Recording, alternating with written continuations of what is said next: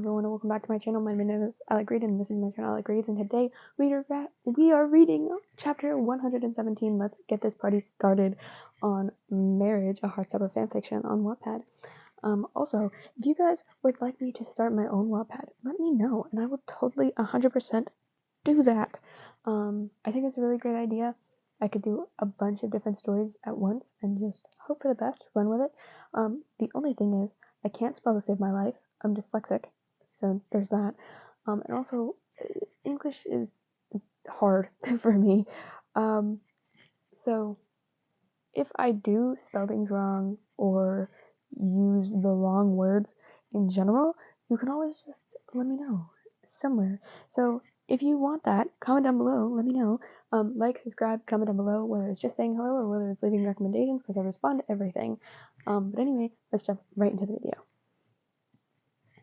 Chapter 117. Let's get this party started. Charlie's perspective. Darcy came running up to us, hugging us both at the same time. "Hi guys," she said excitedly as we hugged her back. "Happy birthday," me and Nick unitedly say. She laughed and took both of our hands and led us towards the picnic. Before we reached everyone else, Darcy stopped and looked at me. "Charlie, if it makes you uncomfortable, I can text you when everyone's done eating." I smiled at her nice gesture, but it was unnecessary. Her singling me out like that actually made me more uncomfortable. But I didn't tell her that. She was putting in her best effort, and I appreciated that. So why make her feel bad? No, trust me, that's not necessary. I'm totally okay to just come sit down with everyone. Thank you, Darcy, but trust me, you don't need to worry about me. I have him doing enough of that. If I would let him, he would bubble wrap me up before we leave the house. She laughed, and Nick chimed in. I would actually do that. Darcy replies, "It isn't the worst idea. You could trip or get stung by bees, hit your head." I hit her arm playfully. "Shh. First off, don't give him any ideas, and second off, don't scare him." Nick pulled me into his tight side hug, like before, as we continued to walk over to where her picnic was set up. Tao patted the spot next to him for me to sit, and I gladly took it. Nick sat across from me, as there was no room to sit on the other side of me, as Elle had already taken that seat. We all talked, and they ate as I sat there. I didn't think it would bother me that I was the only one sitting there not eating. And what was worse was that everyone knew why I wasn't eating. So it felt like their stares were burning holes through me. My hands started to twitch. Quickly glancing over to Nick, I made sure he didn't see. I put my hands in my jumper pocket, trying my best to not worry Nick. It was nothing. I was just feeling a bit anxious. Nothing big. I didn't want him or Darcy or anyone else, a matter of fact, making a big deal out of it. Right now, I just need to keep talking and ignore everything else that was jumbling around in my head. Sometimes you can't fix your feelings. You just need to ride it out until it stops. And that was this moment. Going home will only make me feel worse. Having Nick act like my parent in front of everyone will definitely make me feel worse. Plus, embarrassed. Nick's perspective. Charlie, being the target for bullies most of his life, has really impacted the way he feels when he's around people. He constantly thinks everyone is staring at him or talking bad about him. He looks like he's not having a good time. He looks out of this world. His mind is somewhere else right now. I tried to take my focus off of him, but couldn't. He's all I could think about. And how he could be feeling like shut out right now. And I'm doing nothing. I stand up as everyone is still chatting and sit behind Charlie, pulling him in between my legs. "What's this for?" he asks as I tighten my grip around his stomach and pull him into me. I kiss him on the head before answering, "Because I want cuddles from my fiancé and I'm clingy." Charlie laughs, and I can see his attitude completely shift, as if the stress is leaving him. "I love you," he says. He rubs his thumb over my thigh. "I love you too." And when I say that, Tao looks over at us. Ugh, gross. You two are seriously the definition of cute, and I hate it. I looked at Charlie and said, I kind of think we are the definition of cute. What do you think? He cupped my face and pulled me in for a kiss. Yep, he feels the same. After we had lunch, and Charlie none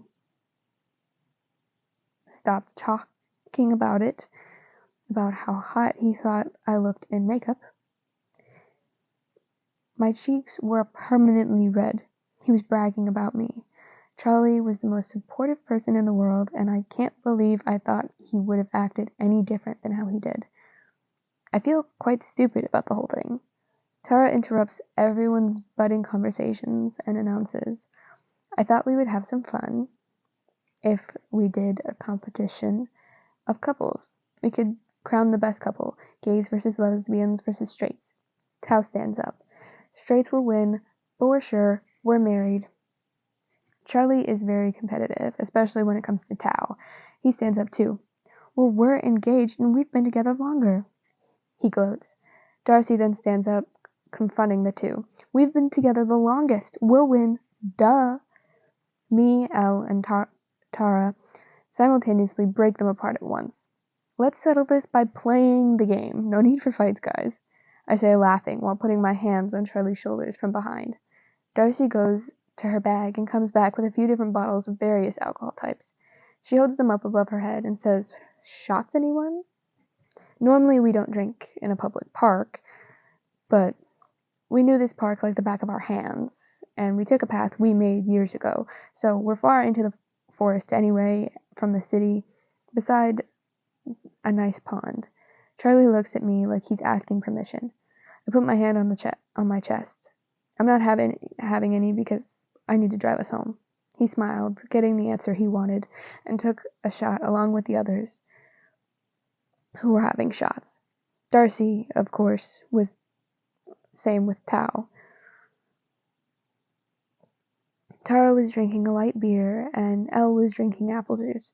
Even if she wasn't driving, she wouldn't have taken any shots anyway. She never liked to drink, and neither did I. Charlie didn't drink much, but liked it. We don't usually drink just because it's no fun by yourself, and I won't drink if he's drinking because sometimes he can get a little out of control. He's a total lightweight and gets carried away easily. We all sat down and started playing. The game was to answer a series of questions about each other, and if you knew the other well enough, you got it right and you earned a point. I wasn't very focused on the game as Charlie was 3 shots deep and he started to look drunk already. And that's the end of today's episode. I really hope that you guys enjoyed. Come back for the next episode, which will be next week. Sorry that I didn't post Christmas week or the week after. There was a lot of craziness going on. My sister had a baby, and he ended up being premature, so he had to be in the NICU for a while. So I'm kind of back and forth from going to see my sister, my nephew, and coming back. So if things are going to be late, I will try and let you know on Instagram. But anyway, like, subscribe, comment down below. Let me know if you want me to write Wattpad myself. Also, good morning, good afternoon, or good night. Goodbye, ladies, gentlemen, and everybody in between. And I will see you in the next video. Bye, friends.